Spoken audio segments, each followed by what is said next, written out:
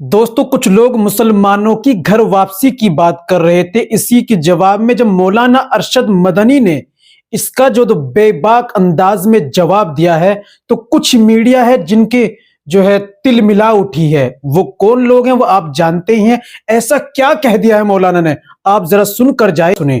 جو 70 سال میں کہنے والے لوگ پیدا نہیں ہوئے تھے، آج کھڑے ہو کر کے کہہ رہے ہیں کہ ہم 20 کروڑ مسلمان اور 6 کروڑ کرسچنوں کو اپنے گھر واپس لائیں گے۔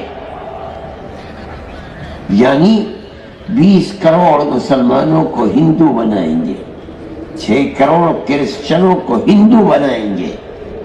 ایسا معلوم ہوتا ہے کہ صرف انہوں نے اپنی ماں کا دودھ پیا ہے، کسی اور نے نہیں پیا۔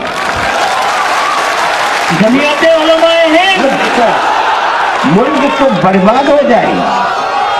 یہ تو فیصلہ کل کرے گا، آنے والا دن بتائے گا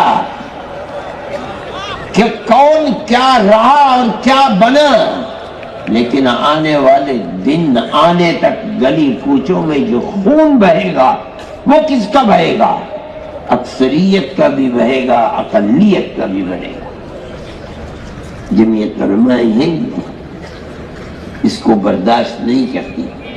ہم کہتے ہیں ہر ایسی آواز جو ملک کو تباہی، بربادی، بدامنی، دشمنی کی طرف لے کر چلتی ہے، وہ آواز ملک کے غدار کی آواز ہے، ملک کے وفادار کی آواز ہے۔